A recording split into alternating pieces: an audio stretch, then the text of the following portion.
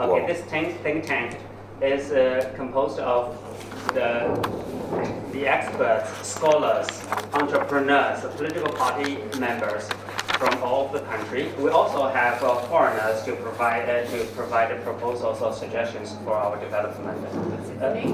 CPPCC, China People's Political Consultative Conference. So I guess you all know 2 sessions in China. The 2 sessions, two sessions. In March, one session is a Congress. Okay, Congress. That is we are making big plans.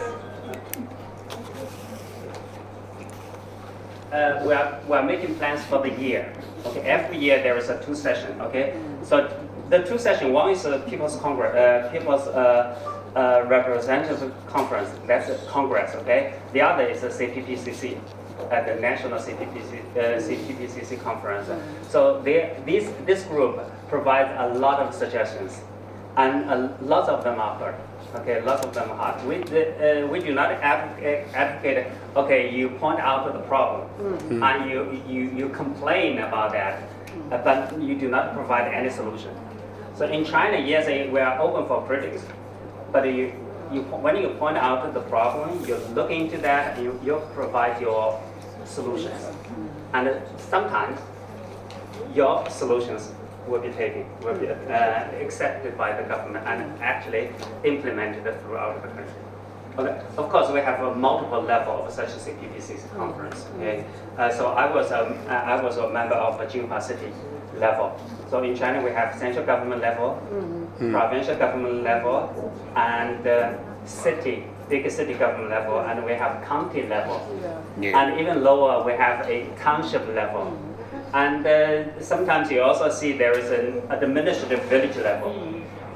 6 levels, okay, 6 levels. And such whenever there is any opinion or anything arising from the country or any corner, the information will be passed on level after level. If it is really serious, this information will be spotted by the central government. For example, nowadays when we talk about poverty eradication, okay, and currently we are in the process of targeted poverty alleviation. Okay, yeah. By targeted meaning all those who are under the poverty line. Okay, their name or the family's name is in the book. Okay, and in the platform, and there is some government official. They are like working together with the family. Okay, it's like a pair work. Okay, so if I'm, for example, if I'm working in the government, so I will be obliged or to work with some family to help them get out of the poverty. And so now and then I will go and visit them, and of course I will try to work out some workable solution for the family. So some, for example, provide them some education opportunity or job training opportunity, or may find some employer for them. Okay, so we have multiple ways of doing that. So by this targeted poverty alleviation on the platform, so sometimes some people just moved out of the list. Okay, and then some year later, they returned to poverty because of some disease or something. Or then this will be immediately noticed by the government, because there is any change in the platform will be spotted by the central government. So in this case, and this platform is no easy job. It is the result of technological development. The development communications technology. So there is a very big platform for that. Okay. So now I come from that city. It took me like nearly 2 hours. So in China now, intercity transportation is very convenient. Yeah. Sometimes the problem is in the city, within the city. So it's like from Jinhua to Hangzhou. It took me less than an hour. Okay, then from East Station to this place, it took me an hour. And so sometimes this is the situation here in China. Okay, of course, if I just take a taxi, the time will be much shorter. But I took the public transportation underground, another line, then walk a few minutes. So then it's an hour. Okay. So this me. I leave here my email address. So if you have any question in the future, wish to ask, I'd be happy to share. So my topic is like a common prosperity Zhejiang model. But actually in Zhejiang, if you've been here, this is the best province in China. You're like fortunate in my understanding. Zhejiang province is the best province. So I studied in Guangzhou for 3 years, in Shanghai for 4 years, and I also spent 1 year in Vienna. So I made the comparison, and I returned to the university. And this province, you know how big this province is? You know how big the area? Have you ever made the comparison? Like this, I tell you, this province covers a land area of around 100,000 square kilometers. 100. Okay, so you compare with your own country, okay, or your own region. So now the second question is, how many people do you think live in this province? 62 million. 62, more than that. Oh. Now it's around 67. 67. This province is one of the few provinces in China nowadays that we have people from other provinces coming in. Okay, Guangdong province is another one, and Zhejiang, and possibly Jiangsu. And in recent years, you see Guizhou province also have some people from other provinces, because Guizhou is a province in the west, mountainous area. But because of the mountains, cool temperature, and a lot of data centers were built there, and so that increased the infrastructure for data economics or data economy or digital economy. So a lot of development. And of course, you also, if you read Chinese news, you realize that Guizhou province has lots of very big bridges. And I guess you've experienced Chinese infrastructure. Of the 100 largest bridges in the world, around that, more than 80 are in China. And this 80, around 80% are in Guizhou province. Which province? Guizhou province. Guizhou. Yeah, Guizhou province, a mountainous area. So in China, the bridge does not just over the river. Okay, it's over the valleys. Yeah. Okay, sometimes they stretch very wide. Okay. So in this, you see now in 2010, around 2010, the population here was 50 million. 2020, we have another census. It's 60 million, and around 25, it's like 65, and I guess this year is around 67. So a huge population. So now you know the density, population density. Okay. Years ago, when we were like in high school, we were taught that like Western European countries, also this and here and there, they were densely populated. But if you come to China, come to the coastal area, you know what densely populated mean. So you see people everywhere. Okay, and also this place is very famous for private business. This province is famous for private business.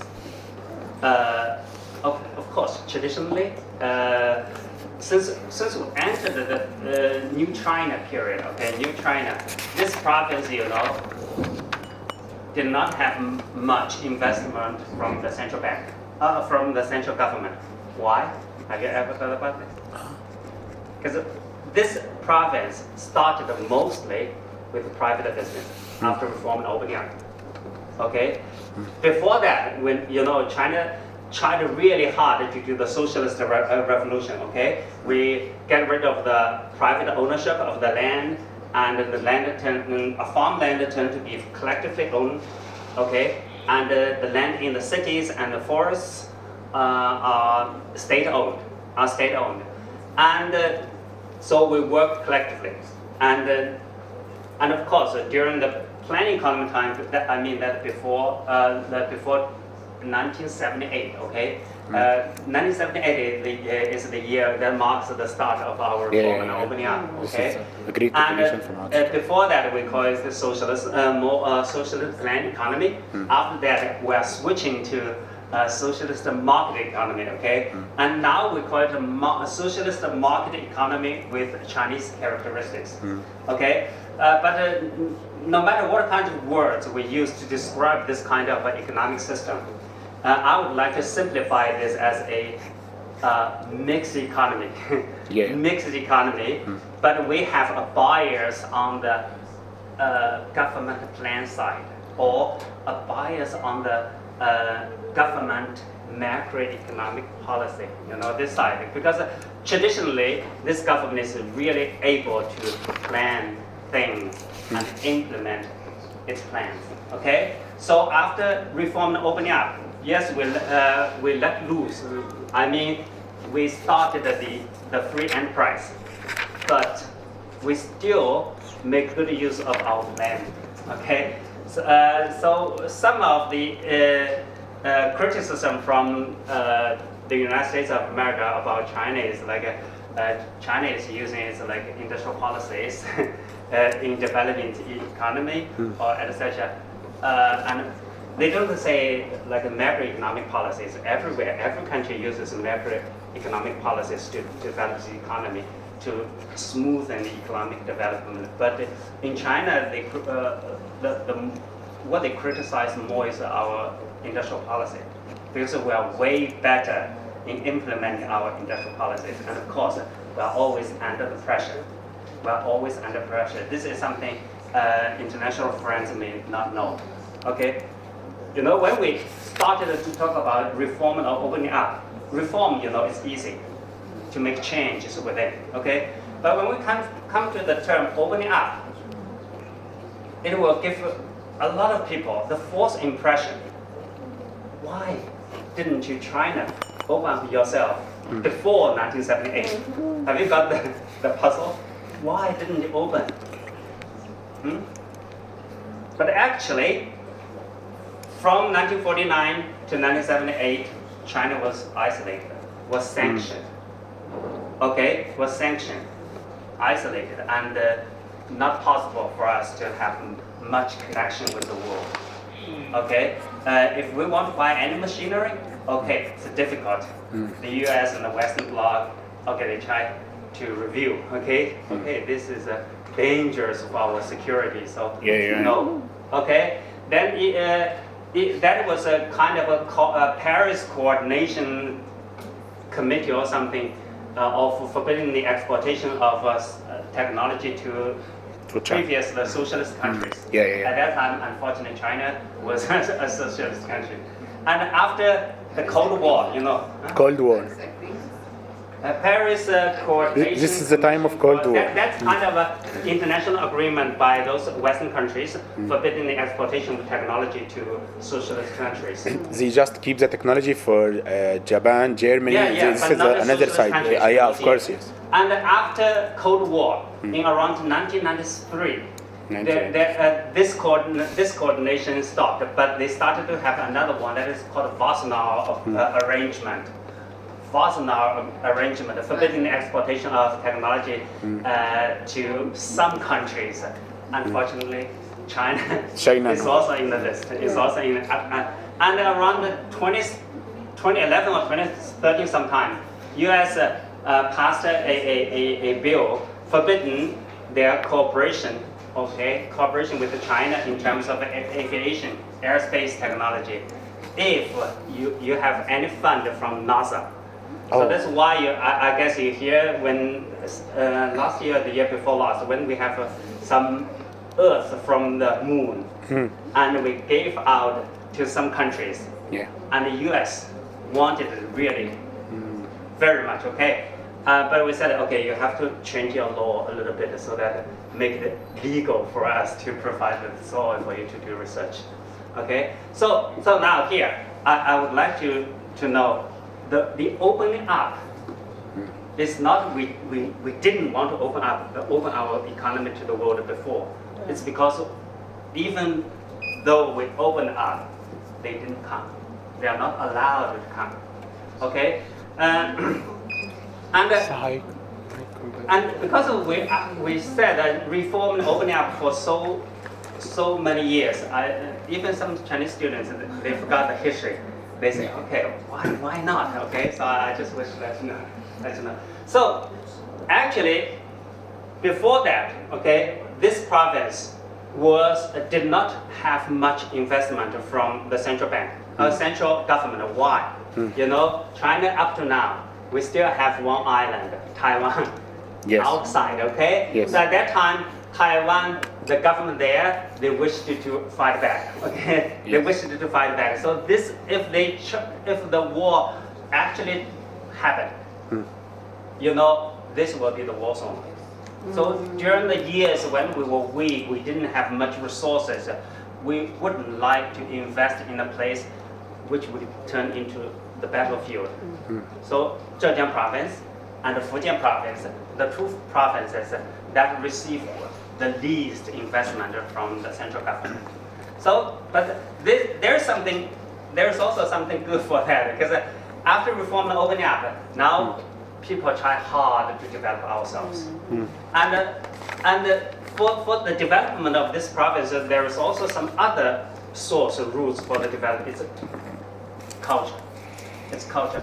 This is one of the culture center, has been one of the culture centers in China for hundreds of years, particularly after South Song dynasty over nearly 1,000 years ago. Okay, because of the North minority groups, they moved to the south, and the central government moved to further south.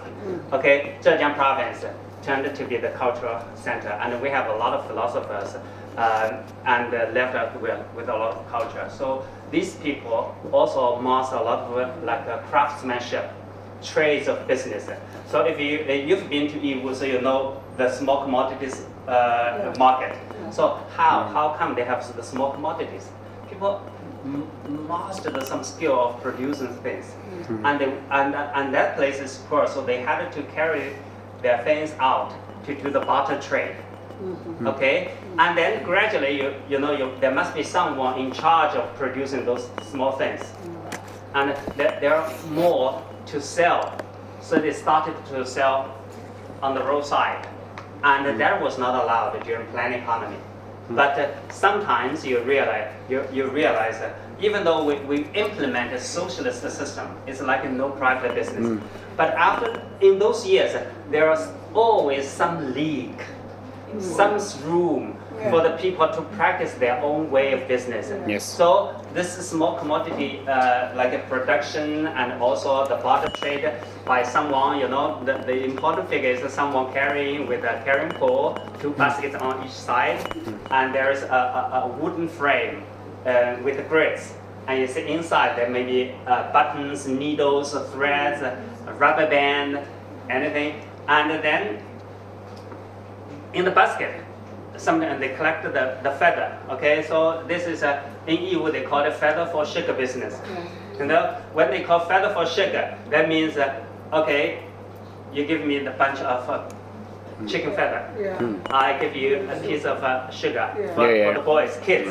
But if you are housewife, you'd rather have some needles or thread, that'll also be fine. And sometimes if you say, okay, I just have these bunches of feather, but currently I didn't want anything. Okay, you can pay me some exchange. That's also fine. Okay, and in addition to the feather, they also take, because these are business people, they're also taking even pig hair and rubber and scrap steel. Okay, anything they know valuable.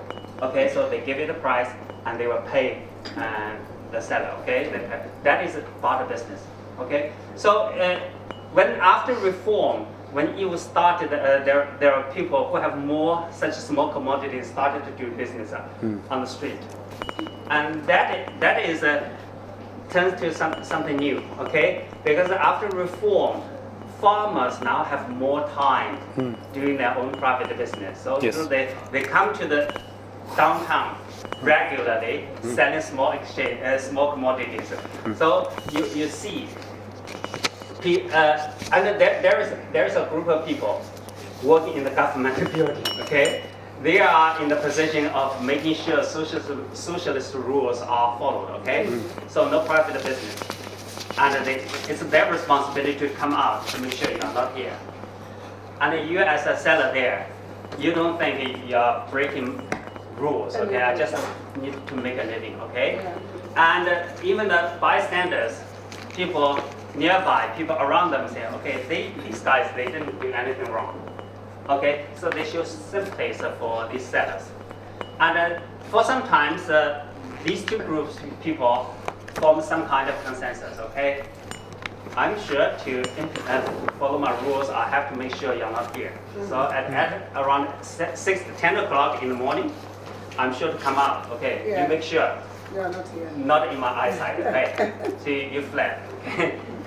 and there will be some guardians of the factory. You know, in China we have a lot of walls encircling the factory. So they will keep their door open, gate open. So come inside, they just hide. Just, I don't see you. Yeah. Okay, so I pretend you are, no one is selling things. So that is a consensus for some time. But there are unfortunate people, okay? You fled a little few minutes later than the other people, and you get caught, and things will be confiscated. Okay, and sometimes some people will just say, okay, that's my bad luck. And one day there was a lady, she didn't want to accept this fact. Okay, so the next day she went to the city building. Yeah. And she stopped the top leader of the time, okay? And she had a talk, and they too had a talk actually. And the leader said, okay, next day, you'll do your business. But actually that leader, before that day, he had already did a lot of investigation around the community, in the community, because he was just promoted from our hometown, And because he did really well before, so he was promoted to be a top leader in EU, and at that time he was poor. It was said that his mother heard his promotion and would be transferred to EU, and his mother cried because EU was a poor place. He said, "How come? You said you did some contribution for the government and you are promoted. How come you are sent to a poor place?" So that's something pretty interesting. And then he organized his team to start a plan. So we started the marketplace. And that marketplace started. That changed everything. And EU is now the largest small commodities wholesale market in the world. I don't think there will be any other market that is able to compete with this market. Okay? And you know, that place solved a lot of problems. A lot of people started with business there, and they get out of poverty. Okay, and a lot of people realize that the opportunity of making money by providing goods for sale in the marketplace. They start to produce, and a lot of people from other provinces, they come here to find a job. Okay, and so that's why EU in China, you know, we also have a system that is called a household registration system. So in EU, with your household registered here, that means the local people, okay, the population is around like 900,000, okay? But if you see the people living here year round, okay, it was 1.9 million. So it's like more than 1 million people from other places come to work in EU and start their business in EU, okay? And of course now you also see a lot of foreigners. And you see a lot of restaurants providing foreign food. I see there is a multiple Turkey restaurant. Turkish, Very Somalian, successful. Arabian. Okay. So you see a lot of people are actually making their fortune there. So many of our graduates from an international MBA program or from our undergraduate, they graduated from our university, they started their business in EU. Okay, they started their business. So you see, with the very low starting point, and the government just encouraged to let people loose, okay, you do your business. And people are rich, okay? And this e-visa for the people to do business, they set up a fixed marketplace, okay? And because of the fixed marketplace, there are people here to produce. Because the market provides a lot of information for them to make that decision. You know, very soon there will be people realizing, okay, socks sell really well. So someone started to produce socks, okay? And some people say, okay, shoes sell very well. Okay, we make some shoes. And so in EU, they start, after the market boomed, there was the development industries, okay? And of course, years before, the industries were mainly producing for the marketplace. Okay, mainly producing for the marketplace. I think from 2015 or 2016, EU government started to transformation. Because the market is really big, already very big. And there were already multiple clusters of industry producing for the marketplace. And those are very traditional industries and wish to upgrade. Okay, so they started to invite multiple investment from Geely automobile company. Do you know Geely company? Yeah. You know Geely company? Yeah. That company bought Volvo. And also it is now one of the big stock owner of Mercedes-Benz, I think. And that company is now also producing satellite. It can produce 500 satellites every year and then launched into the space. Very big company. So they started to invite such investments. So it will now have very comprehensive industrial development. Okay, and this is one pattern of development. Okay, and poverty is gone. Okay, poverty gone.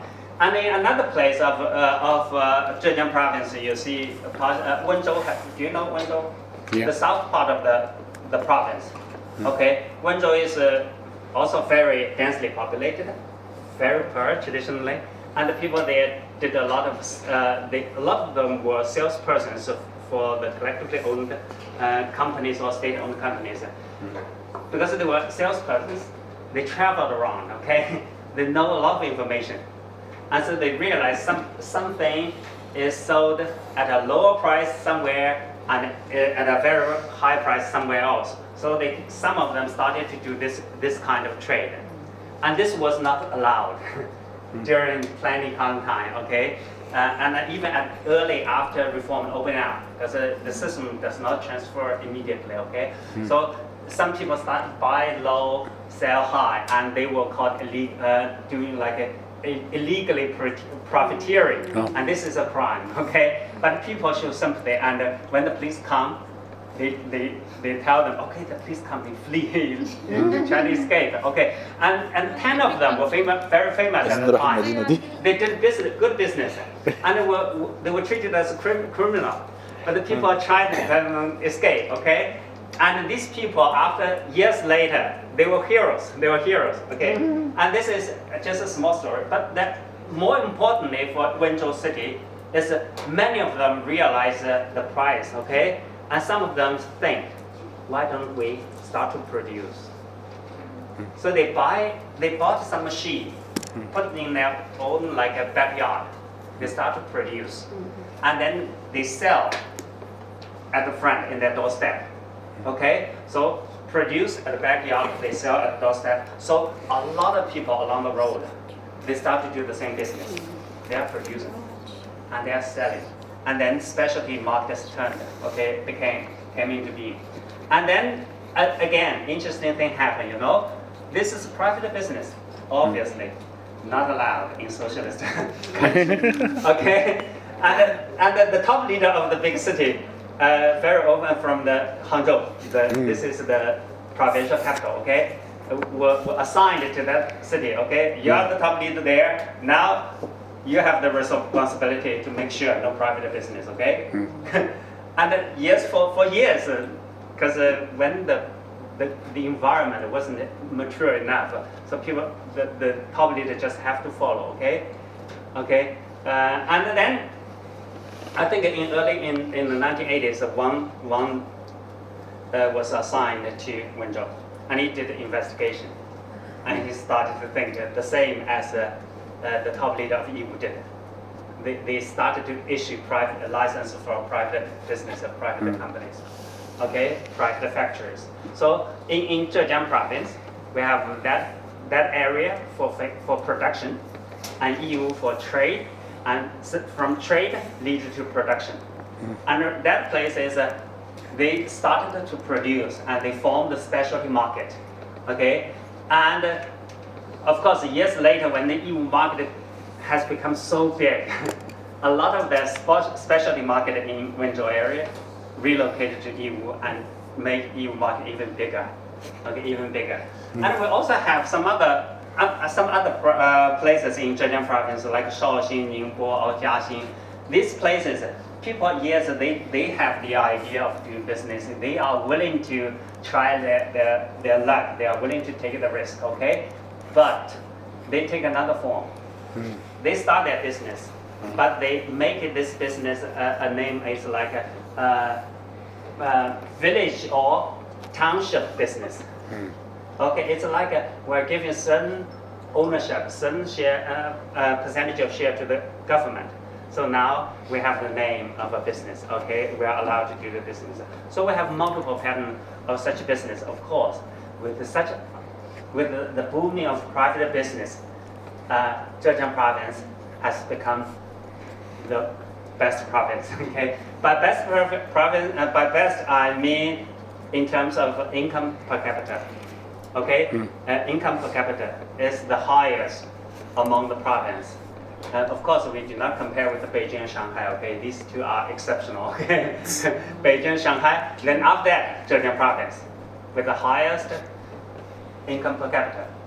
And if you walk on the street, you see a lot of luxurious cars. Yes. A lot of, particularly in Yiwu and some other industrial cities, you see a lot of very luxurious cars. Okay, so you see from development, from the opportunity to develop themselves, Zhejiang province gained prosperity. Okay, and of course, gradually we foreign investment coming. Okay, foreign investment coming, because when we talk about the reform, the previous stories are about the reform. Okay, we did it all by ourselves, and we have another part of opening up. But opening up, we have foreign investments. Okay, but the foreign investments do not come in immediately. We take steps. Okay, so here you have the story of special economic zones in China. Do you know special economic zones in China? Special economic zones, like Shenzhen. I guess you know Shenzhen. Because Huawei is there, okay? And DJY is there, okay? And multiple other big businesses are there, okay? And Shenzhen is one of the first 4 special economic zones. Such economic zones are for the experimentation of like private business, of foreign investment. Particularly for foreign investment. So we have a piece of land, leveled it out, build roads, have electricity, have water, have communication system. So you just come and pick the land and build your factory, okay, and install your machinery. And then you hire Chinese people. And you import material, you export your final products. Okay, that is what we call now export-oriented development strategy. Okay, export-oriented development strategy. So we practice this. So the government needed to talk on equal footings with the investors. Okay, and of course, the 4 special economic zones, Shenzhen is the most successful. Okay, Shenzhen. the other 3, I guess, maybe some of you heard about special economic zones in China, but you don't know those 3 names. Do you know? I know Shenzhen. You only know Shenzhen. Do you know? Okay, only Shenzhen. Okay. The other Shenzhen, because Shenzhen is nearby Hong Kong. The other side, there is a Hong Kong River. Okay, or Shenzhen River separate Hong Kong and Macau. Sorry, Hong Kong and Shenzhen. Shenzhen, the mainland. Okay. Hong Kong at that time was under British control. Yeah. Okay, so Hong Kong in those years was already one of the 4 dragons in terms of economic development. You know, they developed labor-intensive industries and participate in global competition, and the economy boomed. Okay, in the 60s, 70s, so Hong Kong was rich. Okay, and Hong Kong was famous for labor-intensive industries, and Shenzhen, just the other side of the river, so is to have labor-intensive industries developed there. Okay, and the other, we have another city now, SAR, Macau. Macau at that time was under Portuguese control. Okay, but Macau was famous for service industry, service industry, and we had a Zhuhai, okay, connecting Macau in the hope of learning the service industry. Okay, and Zhuhai even built some very big airports and car racing lanes for such service industry. Of course, these are way too early for Chinese people to consume. Okay, and the more important thing I think is Macau is famous for gambling. Macau. And in China, we do not allow gambling. Gambling is not legal, okay? So yeah, Macau is okay, but Zhuhai is not okay. So Zhuhai did not develop as well as Shenzhen, okay? But fortunately, in Zhuhai there is a firm that is called Gree, producing air conditioner. That is also very famous. But the airport, after years of development in China, we have air show there. I guess air show in Zhuhai air show will become one of the most important air shows in the world, because now China has a lot to display there. Okay.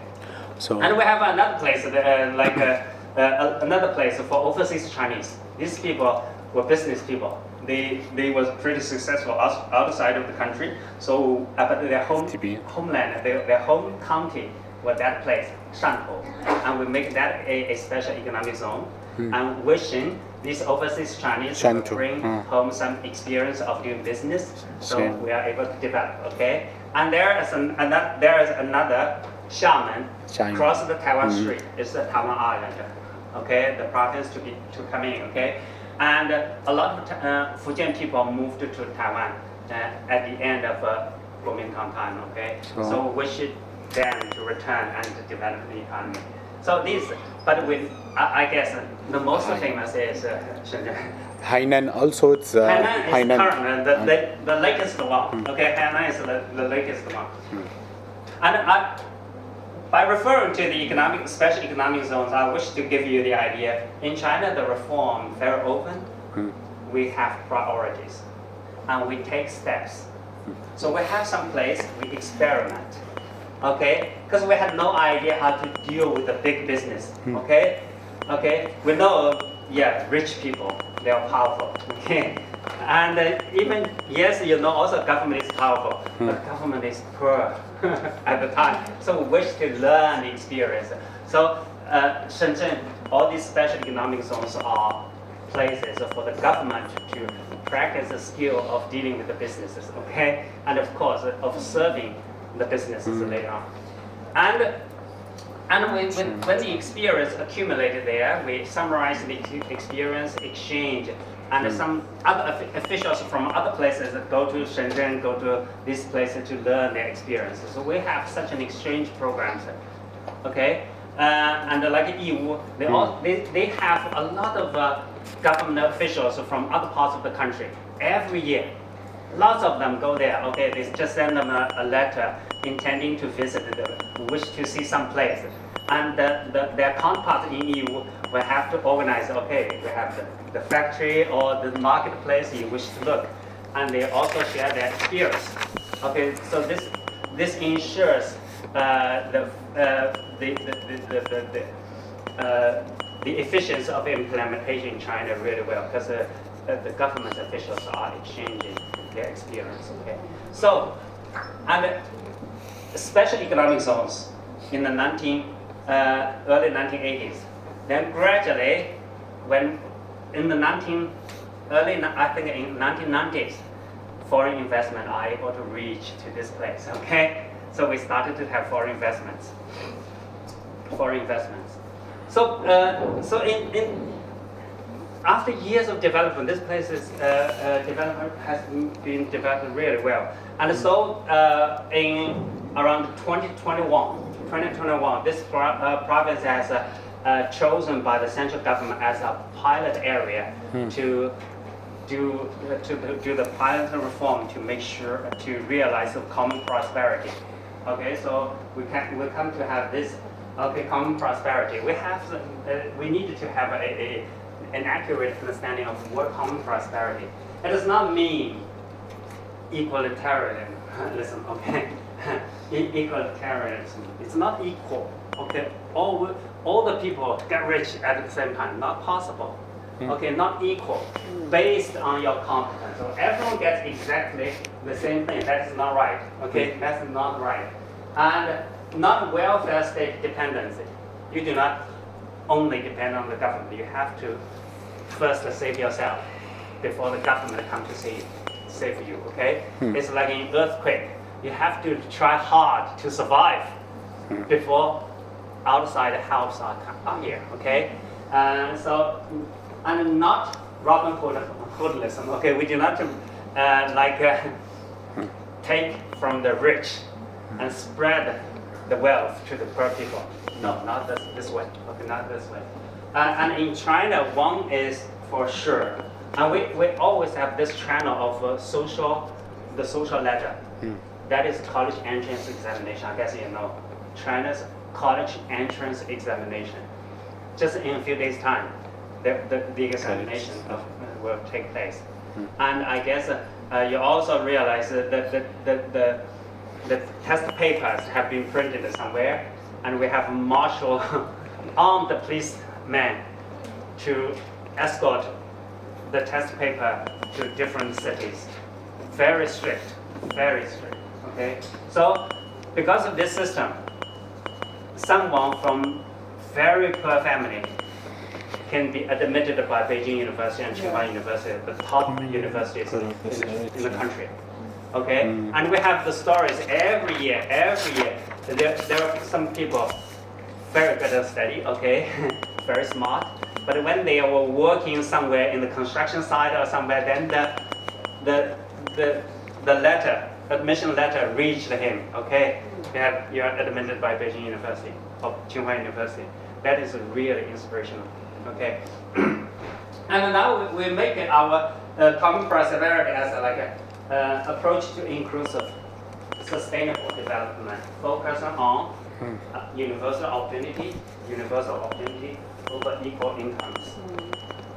It aims to narrow the urban, rural, regional, and income gap, while ensuring shared economic, social, and cultural benefits for all. Okay, mostly it's opportunities. Okay, and there will be a narrowed gap between rural area and urban area, and this place enjoys a very good environment. I should say, because this place, although in the coastal area we have a lot of mountains. You realize that we actually have a lot of mountains in this province. Yeah. It's like over 70% of the land, mountains, not good for agricultural production. Okay, and a lot of also water, so rich fish, and very limited for for farming, and that enables people to survive. Okay, so in the past, even in the past, this province was poor. Why? Too many people. Okay, too many people. So we tried every means to survive.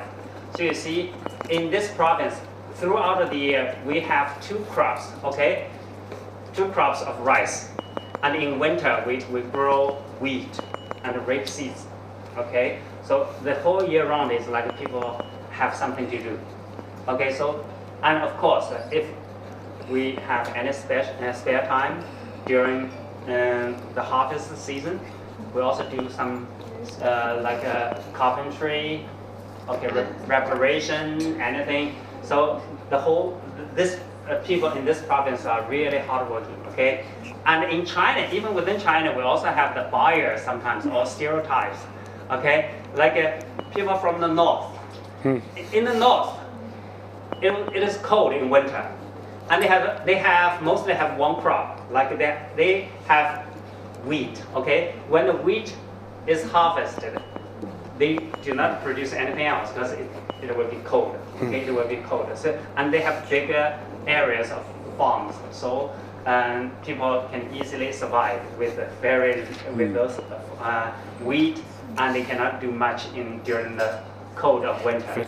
Okay, so you see, sometimes these people in the north, they will say, "You Zhejiang people, you guys, you are already so rich. Why are you still working so hard?" But people from here will say, "Okay, we have to prepare for the uncertainties." Okay, and also hard working is kind of tradition for us. And in our eyes, we would say to them, "You guys, only if you work a little harder, you may be able to earn more and live a better life." So this is like a regional difference or geographical difference, but sometimes it's easy for people to get the stereotypes. Okay, but this place, before, yes, as I know, we have very bad foundation. But when the policy allows, the tradition is like the spirit. Okay, people start to revive, and we did a lot of enterprises, so people's income increases. And also, I remember in the 1980s and 1990s, in those years, we already have a lot of private business. And this private business, they started from very, very basic condition. Okay, old machine. Okay, and very often they come across a lot of technological problems. So what do? They need to ask for support from big companies, from universities. So in those years, you'll see some retired experts, retired workers in state-owned factories will very often be hired by these private business, and they were very well treated. Okay, and also university.